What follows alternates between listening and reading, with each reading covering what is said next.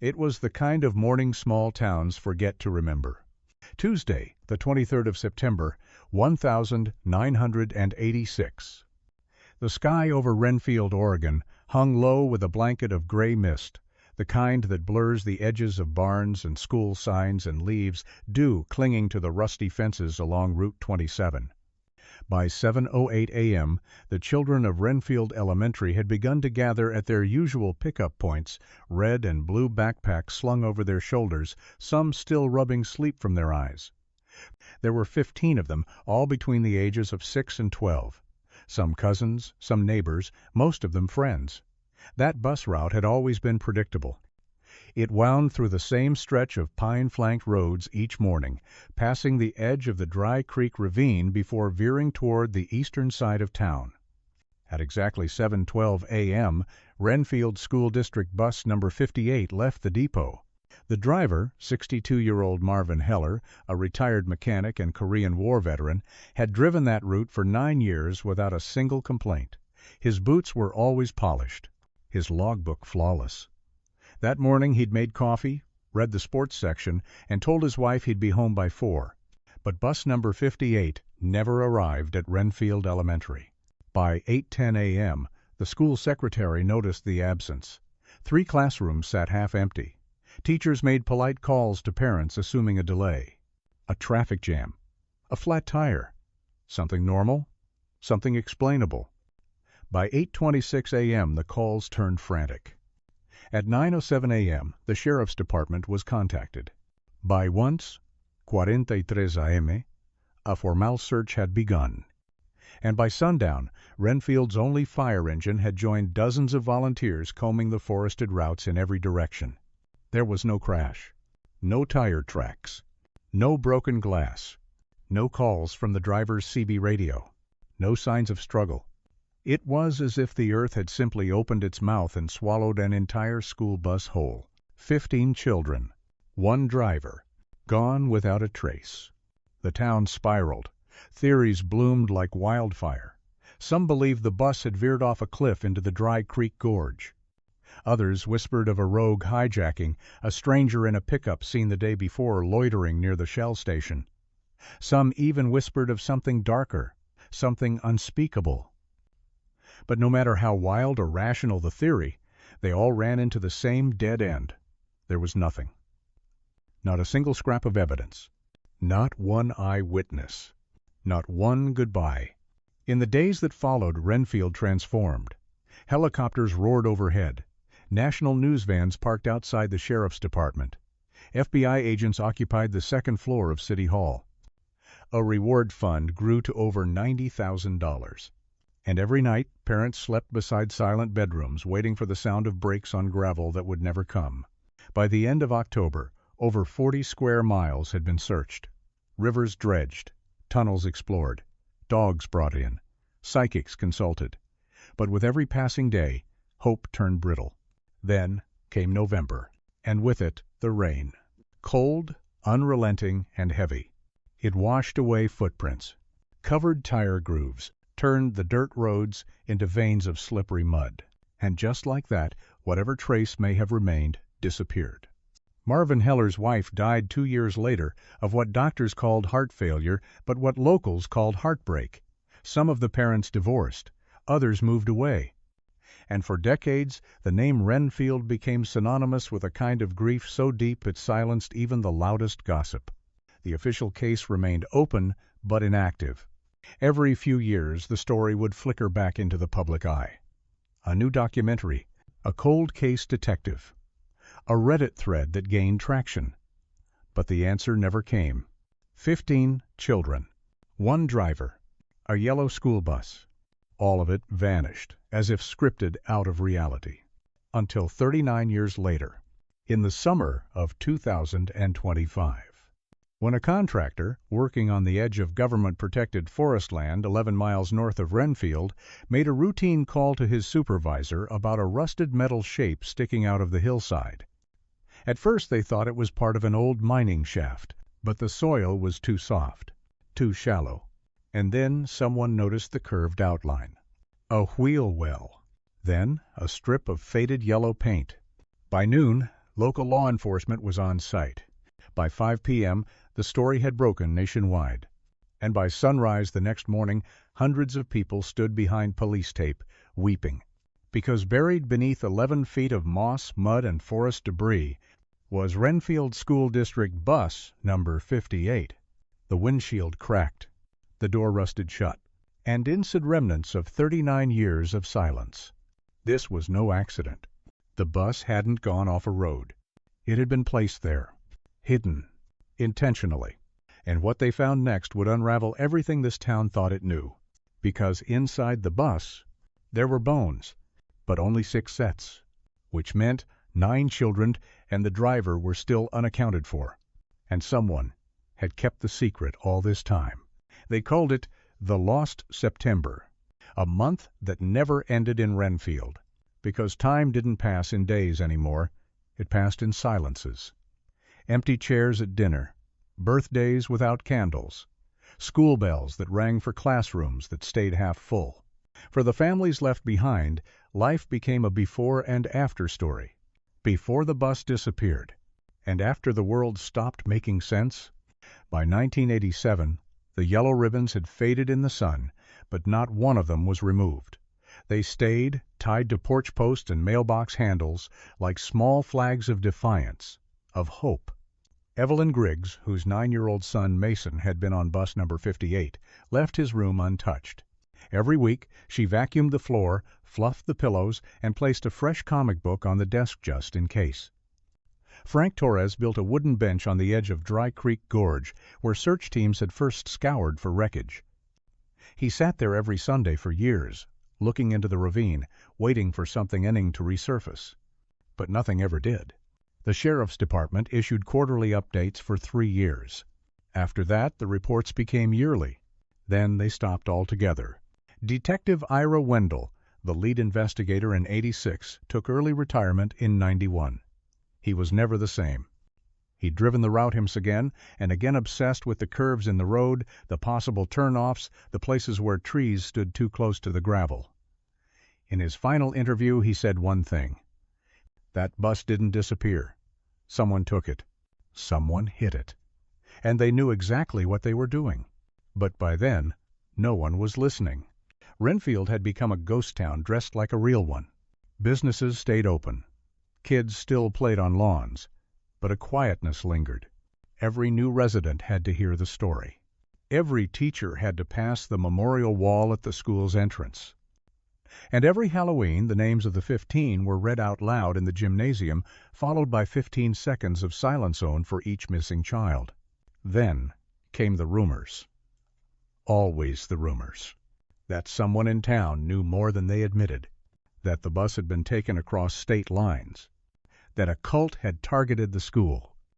In 1998, a woman came forward claiming she'd seen a yellow bus on an abandoned logging road north of Renfield the day after the disappearance. The lead went nowhere.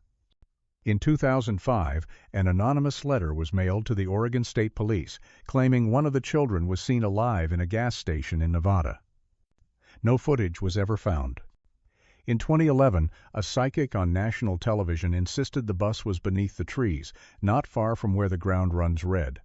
The phrase haunted the internet for years, but yielded no results. By 2020, the case was ranked the 3rd most infamous unsolved mass disappearance in American history, behind only the Sodder children and the 1,971 D.B. Cooper mystery. And through it all, the parents aged. Some moved. Some passed on. Some gave up. But a few never, stopped searching. Ruth Calderon was one of them. Her daughter Elise had been 10 years old when she disappeared, a fierce little girl who wore green overalls and corrected her teachers when they got facts wrong. Ruth never remarried, never sold the house. She kept every flyer, every newspaper clipping, every voicemail from detectives promising they'd keep digging. She even built a map on her garage wall, hundreds of pins connected by red string, tracking sightings, tips, anomalies, strange encounters. Most people called her obsessed. She called it survival. And when the Forest Service workers unearthed that twisted metal in the hillside nearly 4 decades later, she was the first one to get the call. Not because they found Elise, but because they hadn't. Only 6 bodies. 15 children. Only 6 remains. Which meant 9 were still out there. And Ruth, standing at the edge of that clearing with pine needles in her shoes and a notebook in her hand, whispered what no one else dared to say out loud. They didn't all die here. Someone took the rest, and I swear I'll find them. Because some losses don't fade with time. They sharpen. And for the town of Renfield, the discovery of that bus didn't bring closure. It opened the wound again, wider than ever. And beneath the rot and rust was a new question. Not what happened that day in 1986, but rather, who kept the secret alive for this long? And why? The first clue wasn't a bone, wasn't a shoe, wasn't a fingerprint, or a confession. It was a broken wristwatch. Timex, navy blue, with a cracked face and a torn strap. Found by accident by a golden retriever named Penny. It was late July, 2025. Just 3 weeks after the bus had been unearthed from the hillside, and search teams were still combing the surrounding forest in concentric circles. They were looking for more remains, clothing, artifacts. Any evidence that could tell them who had been left behind and who might still be out there. Penny's owner, a retired forestry ranger named Miles Holbrook, had wandered off the permitted search grid that morning. He wasn't trying to interfere, just didn't trust fences or rules. He'd lived in Renfield his whole life. Said he knew those woods better than he knew his wife's face. That morning Penny veered hard to the left, down a slope where the underbrush was thick and untouched. She sniffed around the base of a fir tree, then began digging furiously, whining in short, clipped bursts. Miles reached her just in time to see the top of a metal lunchbox surface through the soil. The latch was rusted shut. When he pried it open, there were fragments of what looked like old paper. Something metallic rattled inside. The watch. Still ticking. Or at least it looked like it had stopped. Only recently. Inside the lunchbox was also a waterlogged photo. A boy in a yellow T-shirt with the words Renfield Raiders printed across the front. His arms wrapped around 2 friends. Big toothy grin. Miles didn't recognize the face, but the patch on the boy's shirt matched a school logo retired in the late 80s. He called it in. By the end of the day, the forensic team had matched the boy in the photo to Danny Cruz, age 8, one of the children listed on the original manifest of bus number 58. But here's where it got strange. Danny had already been confirmed as one of the 6 remains found inside the buried bus, which meant either the photo was planted or Danny had at some point left the bus before it was hidden. And someone had gone to great lengths to bury that lunchbox miles from the crash site. When asked about the location, Miles shrugged. That part of the forest? It's not on any trail. You don't stumble into it. You go there on purpose. The discovery reignited the search. Now, investigators weren't just looking for bodies. They were looking for paths, patterns, outposts. 2 days later, a cadaver dog led a search team to a decaying wooden structure deep in the Woodsa hunting shack, long abandoned. The roof had collapsed inward. Moss blanketed the east-facing wall. But inside, under a pile of rotting canvas tarps, someone found a child's red sneaker, size 3, untied. Under the floorboards, they found something else. A tattered denim jacket, a grocery receipt from 1985. And etched into the wooden beam above the fireplace, barely visible under soot and grime 4 letters. EC+M. No one could confirm what the initials meant. But in Evelyn Calderon's scrapbook, there was a Polaroid of her daughter Elise, wearing a denim jacket with a patch on the back that read Property of M.H. No one had ever figured out who Main H was. Not back then. Not even now. But Evelyn didn't need a name. That jacket was Elise's, she whispered, fingers trembling over the photo. She wore it every fall. That patch was her favorite. The implications were immediate and terrifying. If Elise had made it to that shack, if someone had taken her there, then it meant at least some of the children survived the initial disappearance. And someone kept them hidden. But why? And for how long? And if 6 bodies were found on the bus, what happened to the other 9? The timeline no longer made sense. If the children had been separated, who decided who lived and who died? Was the bus a decoy, a burial site, or something far more sinister? The media ran wild with the new development. Did 9 children survive the 1,986 bus vanishing? Forest Shack may hold key to Renfield mystery. Found watch that may rewrite 39 years of lies. Meanwhile, Ruth Calderon sat in her daughter's old room, now faded and still.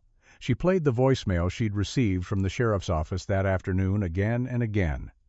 "Miss Calderon, we believe we've found an object that may have belonged to Elise. We'd like to show it to you in person." But Ruth already knew what it was. She could feel it. The jacket. The initials. The ones she'd asked Elise about once when she came home crying because someone teased her about them. "It's just a secret," Elise had said, "between me and the boy who sits in the back of the bus." Ruth had never asked again. Now she wished she had, because whoever that boy was might have known what really happened on the 23rd of September, 1986. And maybe, just maybe, he was still alive. Grief, left unchecked, has a strange way of turning into resolve, especially when you've waited 39 years. Especially when your child might still be alive. The day after Elise's denim jacket was recovered from the Forest Shack, Ruth Calderon didn't call the sheriff. She didn't wait for another press briefing. She got in her car, drove to the last known coordinates of that hunting shack, and walked into the forest herself. She was 68 now, her hands arthritic, her back bent slightly from years of working at the county records office, but her memory was sharper than ever. She knew that forest, like a second language, had traced its lines on maps, followed tree growth cycles, flood patterns, abandoned trail paths, not for work. For Elise. Because hope win, it's all you've got turns obsession into method. And Ruth wasn't the only one. By the end of that week, a small group of 5 parents, all with children, lost on bus number 58, met quietly in the back room of a diner off Highway 9. No reporters, no deputies, just old faces with hollow eyes and hands that still trembled slightly when the wind sounded like tires on gravel. They had names. Barbara and Tom Kingsley, whose twin boys, Jaden and Miles, had been 8. Clarence Hobbs, a former trucker who had given up drinking a decade ago and taken up listening to police scanners.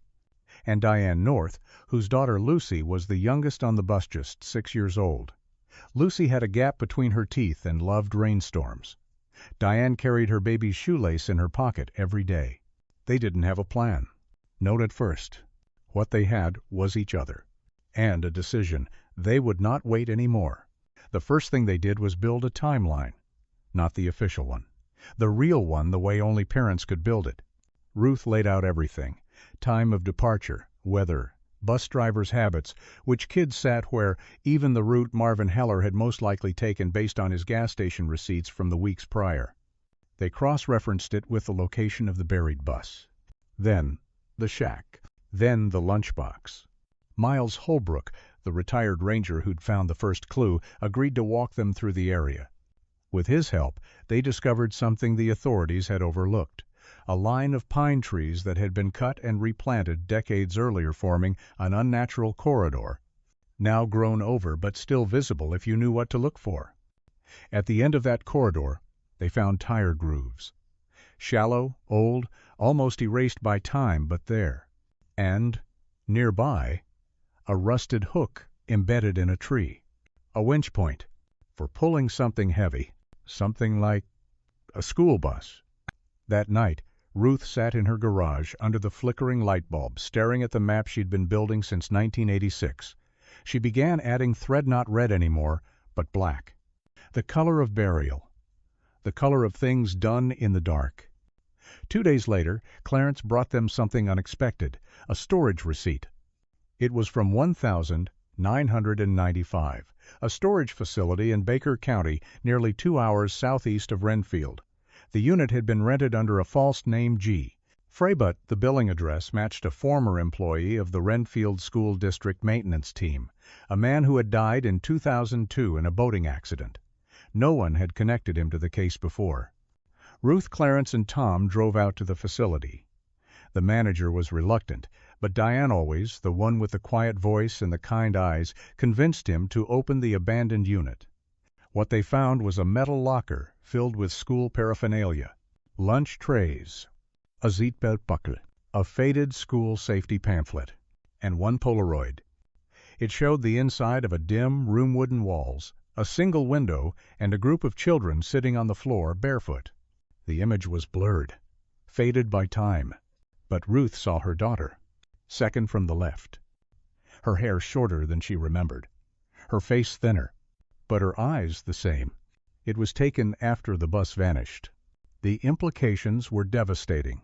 These children had been kept somewhere, together, alive, at least for a time. So the question shifted again. Who kept them? Why were only 6 remains found? And what happened to the rest?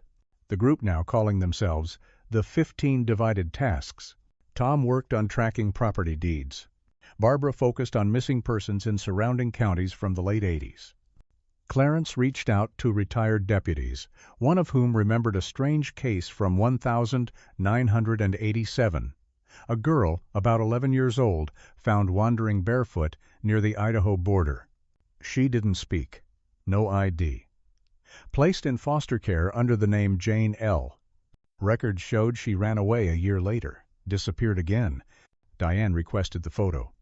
When it arrived, her knees buckled. It was Lucy. Not 6 anymore. 11. But it was her. She got out. Diane whispered, tears falling. My baby. She got out.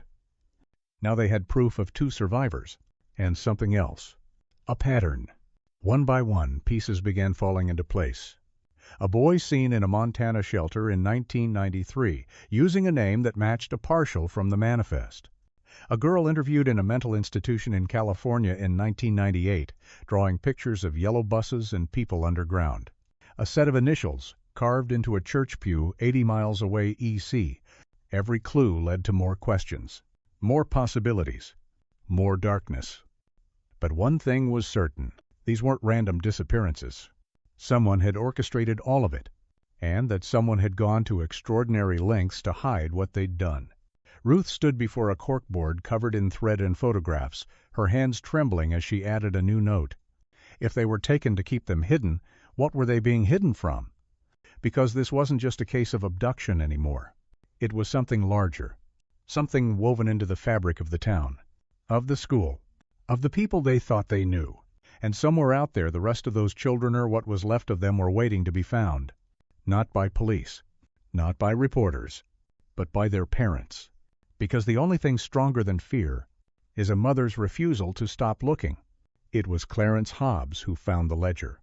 Folded between the pages of a 1,984 maintenance logbook, kept in a filing cabinet at the old Renfield School District Archivesa building, scheduled for demolition the following month. He hadn't meant to find it. He was looking for names, custodians, groundskeepers, drivers, anyone employed in the months leading up to the disappearance. What he found instead was something no one had seen in nearly 4 decades, a thin, unmarked notebook, tucked between yellowed receipts and a torn blueprint of the old bus garage. Inside, handwritten in a clean, looping script, were dates, numbers, and initials. Each page detailed the movement of units, listed under headings like Subject B12 and Subject M3. The entries began in July 1986, ended abruptly on the 22nd of September. One day before the children vanished, Clarence sat with it for an hour before he called Ruth. She came immediately, along with Tom and Diane. They pored over the notebook, page by page, trying to decode the entries. Then Ruth's breath caught. "This isn't a ledger," she said. "It's an inventory." Each subject was paired with measurements, height, weight, vision, blood type. In one column, response to conditioning. Another, retention rate. It wasn't just about observation. It was about control. On the final page, a name appeared for the first time. Project Silent Field. Next to it, an address. Renfield Agricultural Institute, Storage Lot C. None of them had ever heard of it. The next morning, they drove out to the eastern edge of Renfield. past the river, beyond the cornfields, until the road turned to gravel and the sign appeared, half swallowed by vines. Renfield Agricultural Institute, Est 1947. It was once a research facility long abandoned, officially shut down in 1989 due to budget cuts. But what they found there told a different story. Storage Lot C was a rusted warehouse, padlocked and sun-faded. Tom used a crowbar. Inside, darkness, dust, rotting crates, animal cages. But in the back beneath a collapsed shelving unit, they found a steel door. It led to a stairwell. Concrete, narrow, steep. The air grew colder as they descended. 20 feet, then 30. At the bottom, a corridor. Ruth flicked her flashlight left, then right. And what they saw, none of them would ever forget. A row of rooms, each with a number, each with a metal door and a sliding view slot at eye level. Inside, children's furniture, cots, desks, drawings taped to the wall. The rooms were soundproofed. No windows, no light.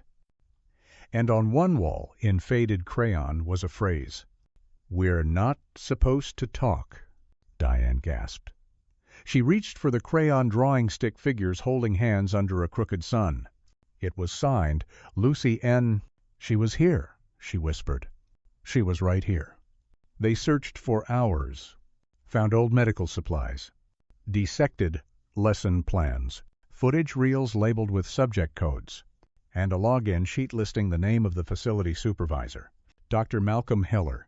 The name hit Ruth like a gut punch. Heller, same last name as the bus driver, Marvin Heller. They ran the records. Malcolm was Marvin's younger brother, a biochemist. Formerly employed by the U.S. Department of Agriculture, disappeared from public records in 1987. And here, buried beneath a forgotten warehouse, was the legacy he left behind. It wasn't a kidnapping. It was an experiment. The documents revealed what the town had never known, that in the 1980s, the Renfield Agricultural Institute had been quietly repurposed by a private contractor funded by a government shell company for a behavioral study in child conditioning. The goal, to test early environmental manipulations on cognitive development. In other, word-stake children, isolate them, observe how they adapted. The children were chosen carefully. No patterns. Some wealthy, some poor, different ethnicities, different learning levels, but all lived along the bus number 58 route, and Marvin Heller, the driver, was part of it. The burial of the bus? A cover-up. Only 6 children had died during the initial phase. The rest were relocated to facilities like the one beneath Lot C. Some escaped. Some were moved. Others vanished again. Back in the diner, silence fell over the group. The truth was worse than anything they'd imagined.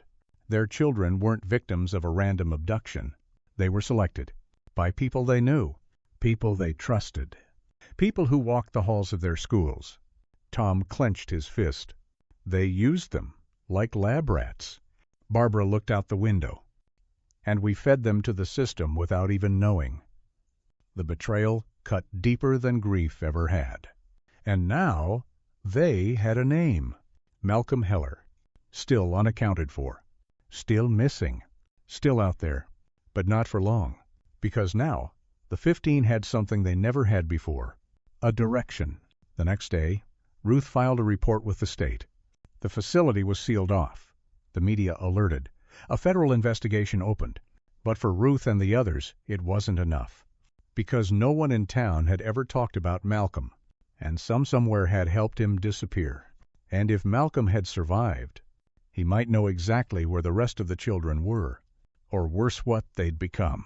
They called it an investigation, but in truth, it was a wall. Federal agents arrived in Renfield just 2 days after the underground rooms were exposed. They sealed off the site, hauled out boxes of documents, declared it a national-level operation. But no updates followed. No names were released, and no one even the families were granted access to what had been uncovered. Once again the town fell silent. And so Ruth Calderon did what she had always done. She kept going. because the answers weren't going to come from the officials. They never had. The only place she could start was Malcolm Heller, the brother no one ever talked about. The man who had vanished from public record in 1987, just months after the children disappeared. He hadn't died. There was no death certificate, no obituary, not even a mention of him in Marvin Heller's funeral program in 2004, which meant someone had buried him in paper, not in earth. So Ruth started digging. She began with property records. Found that Malcolm had owned a cabin 30 miles north of Renfield, nestled near Crooked Hollow Lake. It was listed under the name M. Halverson, a paper alias that had gone unnoticed until now. She drove out there alone.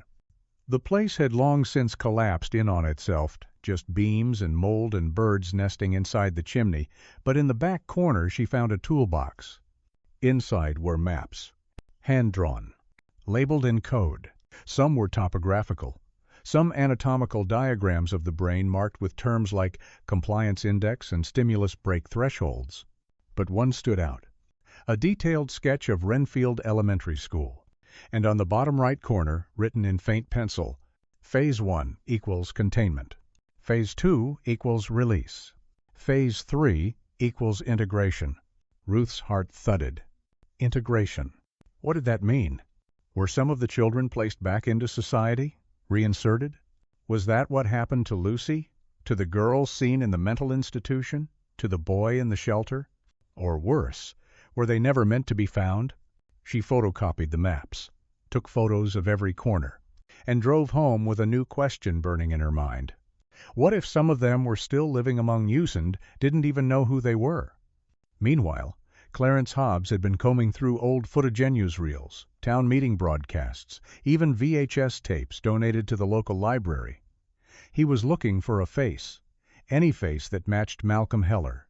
Then one evening, he froze the frame on a 1,992 city zoning meeting. It was a blurry shot council members seated in a semicircle, listening to a proposal from an unnamed representative of a biotech company seeking land use permits just outside Renfield. The man wasn't introduced by name, but Clarence recognized the posture, the hands, the tilt of the head. He compared it to a staff photo from the Department of Agriculture taken in 1981. Same man, same face. And the company? Galenic Research Group. A name that had come up before in the ledger Ruth had found. The group had been listed as a partner organization during the first phase of Project Silent Field. Clarence printed the image, sent it to Ruth, sent it to Diane, sent it to Tom. They all agreed. It was him. Malcolm Heller had never left. He'd just changed names. Barbara Kingsley took it a step further. She posed as a university researcher and requested Galenic's historical partnership data from the Oregon Business Licensing Bureau. It took weeks, but when the files arrived, they told a damning story. Galenic had received government contracts for neurological research between 1985 and 1998. Their headquarters were listed first in Renfield, then Portland, then Boise. Each time their address changed, so did their listed executives. But one name kept reappearing through signatures, tax filings, even internal memos, Monsieur H. Lerner. The initials were consistent, and in one document, a fax sent in 1989, the message read, Phase 3 approved. Subject pool to be observed at intervals post-extraction. Conditioning holding. Cognitive partition appears stable. That was the breakthrough. Subject pool. Extraction. Partition. This wasn't a study anymore. It was a program. Ruth's next stop was the Oregon State Records Office.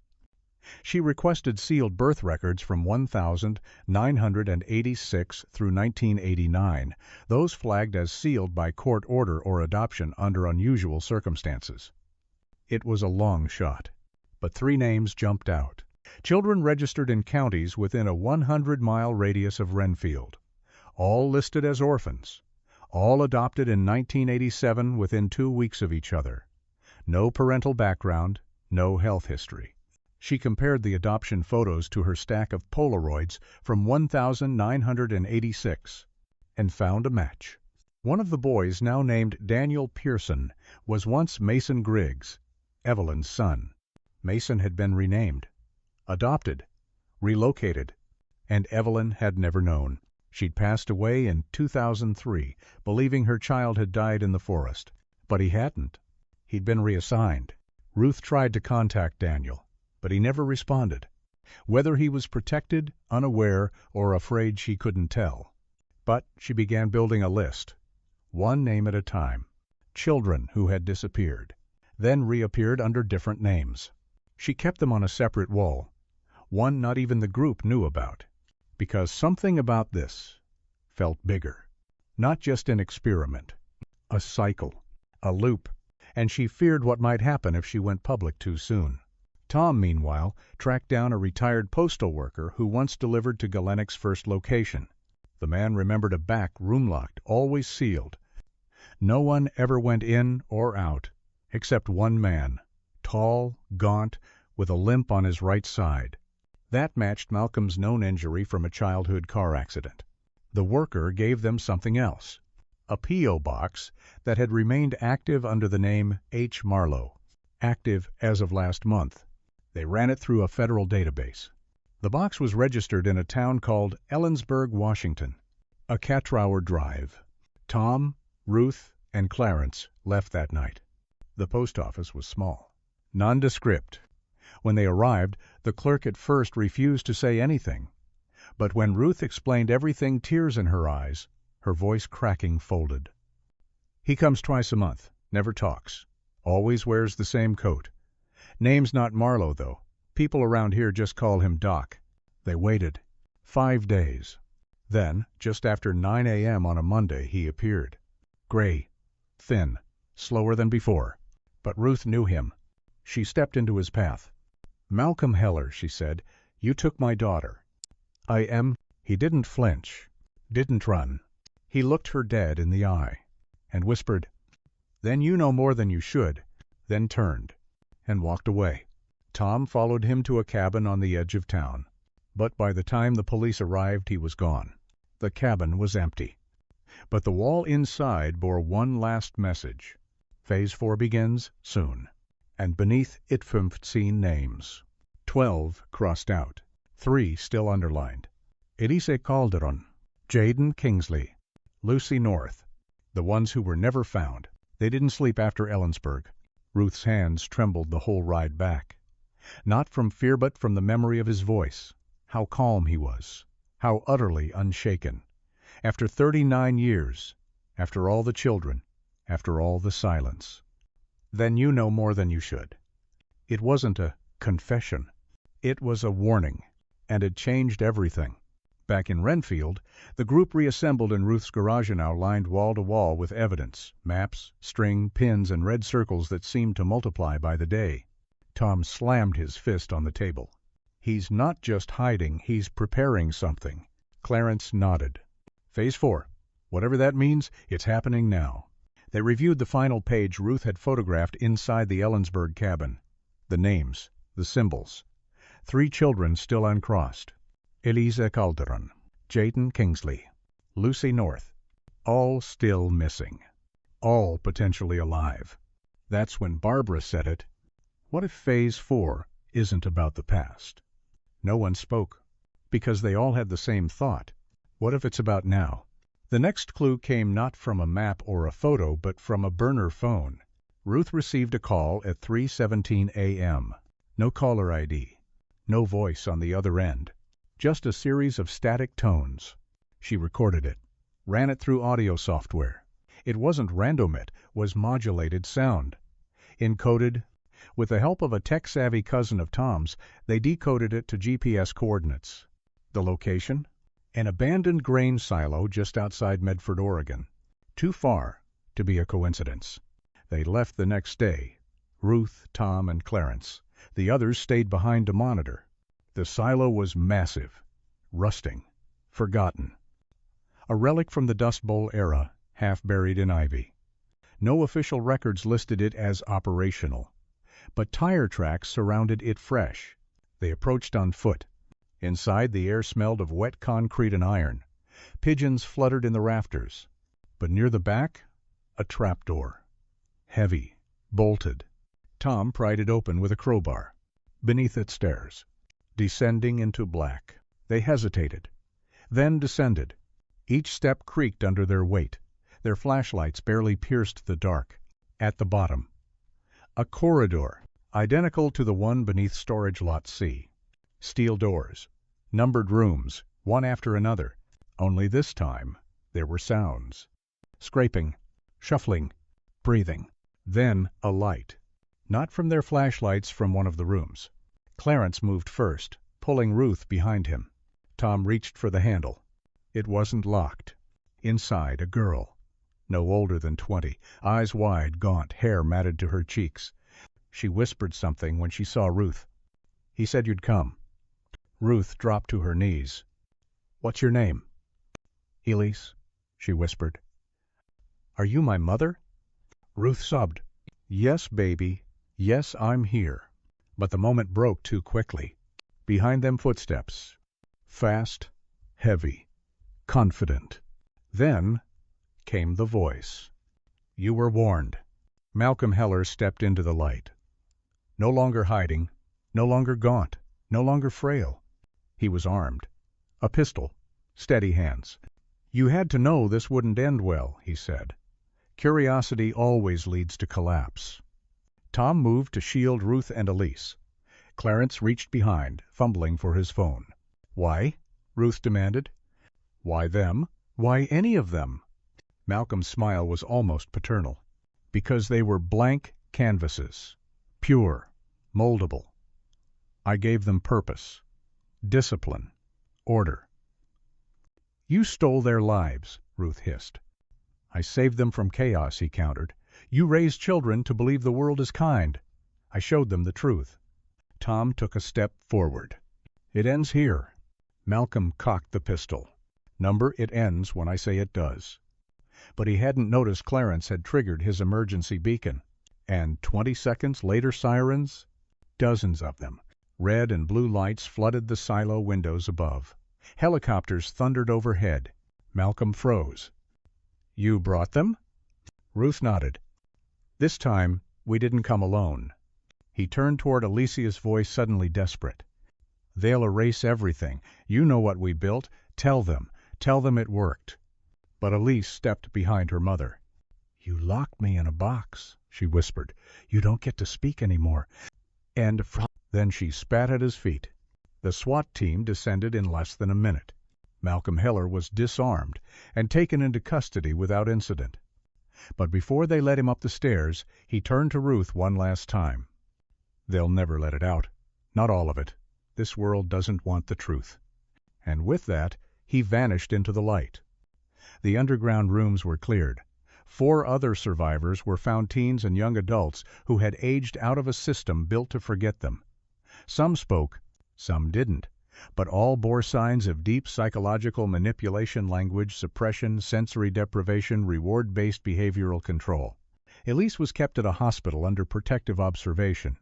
It would be weeks before she spoke in full sentences. But the first thing she said to Ruth was this: "I remembered your voice." Back in Renfield, the group reconvened. Smaller now. Quieter. The news had broken. Headlines across the nation. "Underground Children's Experiment Uncovered." Renfield case cracked, after 39 years. But the headlines didn't tell the real story. They didn't show the sleepless nights, the decades of silence, the pain of not knowing, the toll of truth. And somewhere in the chaos, Tom opened a letter, mailed without a return address. Inside was a photo. Jaden Kingsley, alive, standing on a pier. Date stamped 4 months ago. Location unknown. On the back, a single phrase: Phase 4 never ended, it just moved. The arrest of Malcolm Heller didn't just make headlines, it sent shockwaves across the country. For 39 years he had lived beneath suspicion, hidden in plain sight, shielded by bureaucracy, red tape, and a system that had quietly buried one of the most disturbing experiments in modern American history. But now, the world was watching. By the end of that week, Federal task forces had raided 5 locations across Oregon and Washington. 3 were former agricultural research outposts. 1 was a private estate in Spokane. The last a mental health facility operating under the name the Ashworth Institute, which was found to have received anonymous donations tied to Galenic research as late as 2023. Inside Ashworth, they discovered 2 more survivors. One had no spoken language. The other could only communicate through drawings, one of which showed a yellow school bus, a woman crying, and 15 stick figures in a cage. The drawings were presented as evidence in what would become the largest class-action child endangerment case in state history. But no court could capture what had really happened, because this wasn't just about abuse. It was about the weaponization of trust. The children had been taken not by strangers, but by a system they were taught to believe in. And now, that system had to answer. Malcolm Heller was charged with 49 federal counts, ranging from unlawful detainment and human experimentation to conspiracy and murder. His plea was simple. Not guilty. I did what I was paid to do. He refused to name others, refused to name funders, refused to acknowledge the full extent of Project Silent Field. Instead, he told the courtroom, "You think this was the only one? You have no idea how far this goes." The silence that followed chilled the room. But outside the courthouse, the voices were louder than ever. Survivors, families, children once lost now, holding signs that read, "We remember." 15 on the bus. Only truth sets us free. Elise Calderon took the stand in week 2. Her voice shook, but she never looked away. They told us we had no names, no past. They told us our parents forgot us. But I remember the way my mother used to hum when she folded laundry. I remember the smell of her perfume. I remember being loved. And you, she said, pointing to Malcolm, tried to erase that, but you failed. The courtroom was silent. Then the judge spoke. "Miss Calderon, your testimony may be the most powerful thing this court has heard. You were never forgotten." Outside of the courtroom, justice took many forms. DNA databases were reopened. Sealed adoption records were reevaluated. At least 5 more survivors were identified living under new names in cities across the country. Each reunion was its own story. Some families embraced through tears. Others stood frozen, unsure how to cross the years between them. But the most powerful reunion came quietly. In a hospice center in Oregon City, a nurse wheeled an elderly man into the garden. He was blind now. Cancer. Days left. Across from him stood a man in his 40s, Daniel Pearson, once Mason Griggs. The man reached into his coat and pulled out an old photo creased, faded. A boy in a yellow shirt. Big toothy grin. He placed it in the man's lap. "You named me Daniel," he said, "but my name was Mason. My mom was Evelyn. You told me she was dead." The old man didn't speak, but a tear slid down his cheek. "I just wanted you to know," Mason said. "She never stopped looking." And then he walked away. Ruth Calderon never sought compensation. She never gave another interview. She returned home, planted a new tree in her backyard, and built a small wooden bench beside it. On the bench, a plaque. Elise, home. Elise moved in a month later. She still had nightmares. Still flinched at loud noises. Still asked where the cameras were, even when there were none. But each day, she got stronger. One morning, Ruth found her standing in the hallway, staring at an old family photo. "Do you remember that day?" Ruth asked. Elise nodded. "I remember the cake, and I remember the way you smiled when you thought I wasn't looking." They hugged for a long time. The Renfield School Bus Memorial was unveiled that fall. 15 engraved names. 9 confirmed survivors. 6 who never came home. The names were read aloud under a gray sky. And for the first time in nearly 4 decades, the town didn't bow its head in shame. It stood tall, together, remembering, not just what had been lost, but what had been reclaimed. Justice wasn't perfect.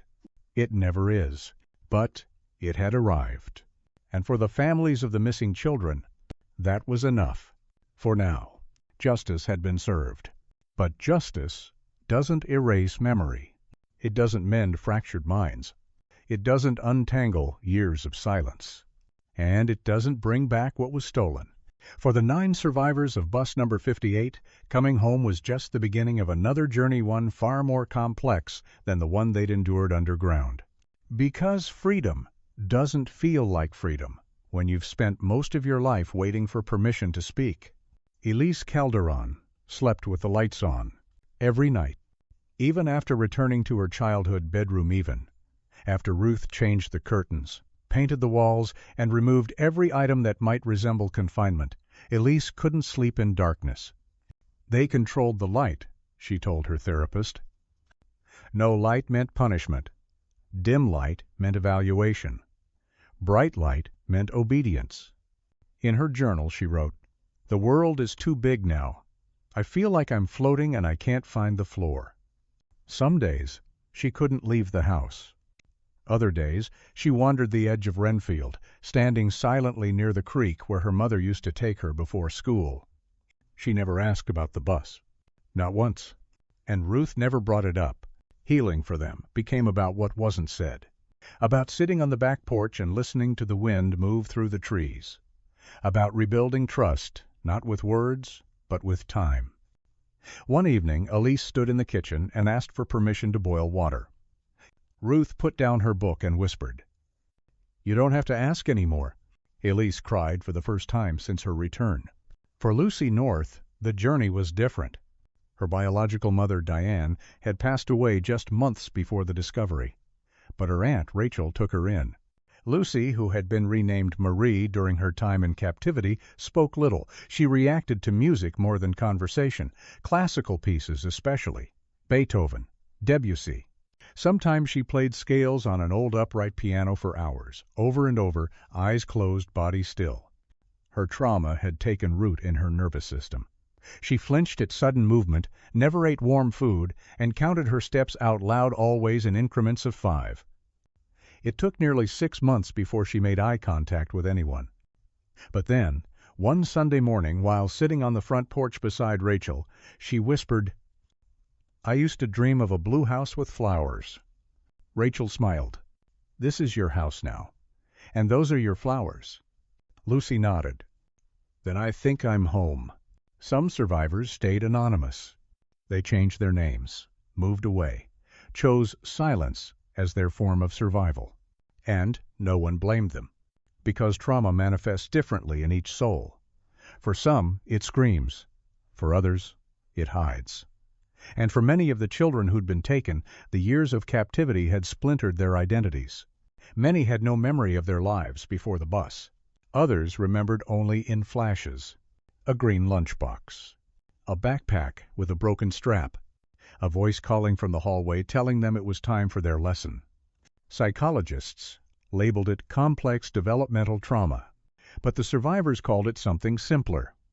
The fog. A thick mental cloud that followed them into every relationship, every conversation, every quiet moment. One survivor, now in her 40s, wrote an op-ed titled, "Growing Up in a Story No One Believed." Arperzing.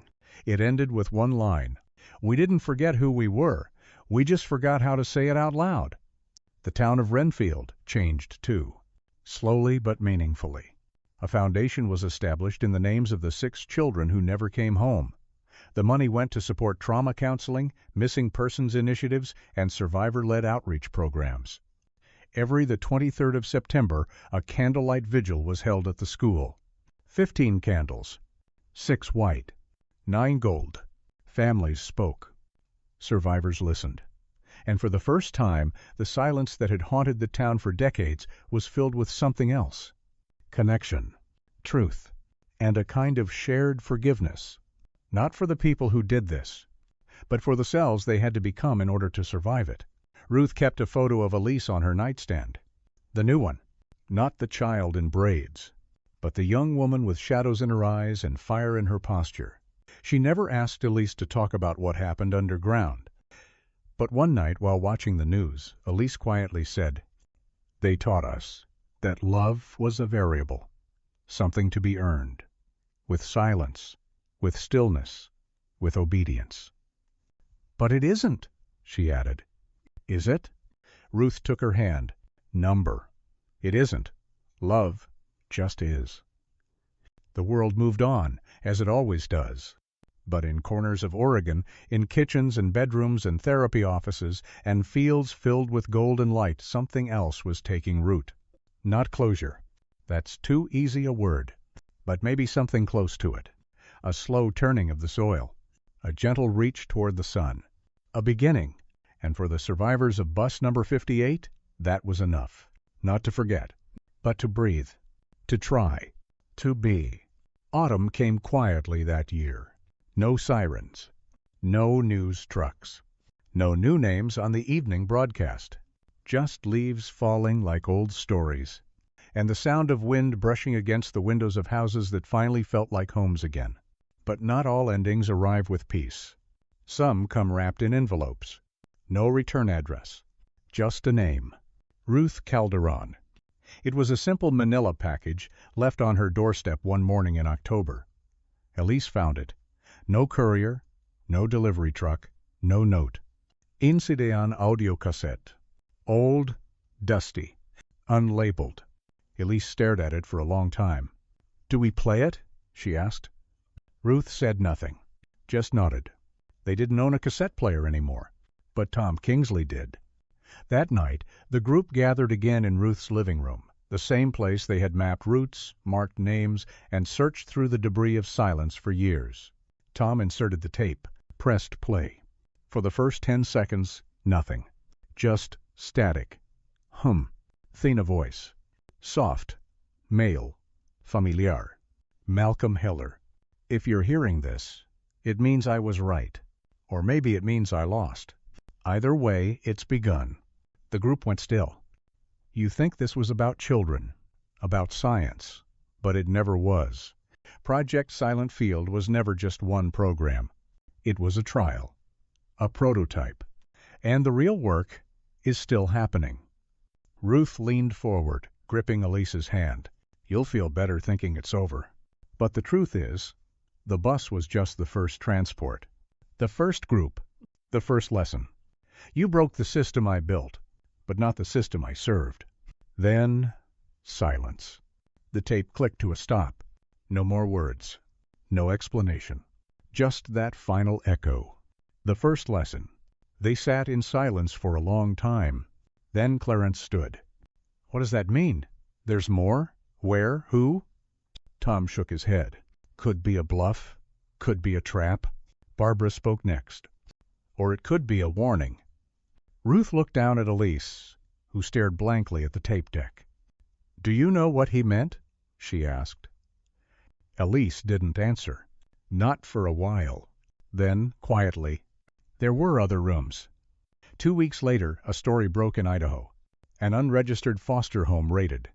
8 children removed. No school records, no birth certificates, no official guardians. One child aged 7 was found drawing stick figures in a spiral. When asked what they meant, he said, "It's the signal. They told us to wait until it's time." The Renfield case was closed. Files archived. Names redacted. But those who lived it never truly moved on.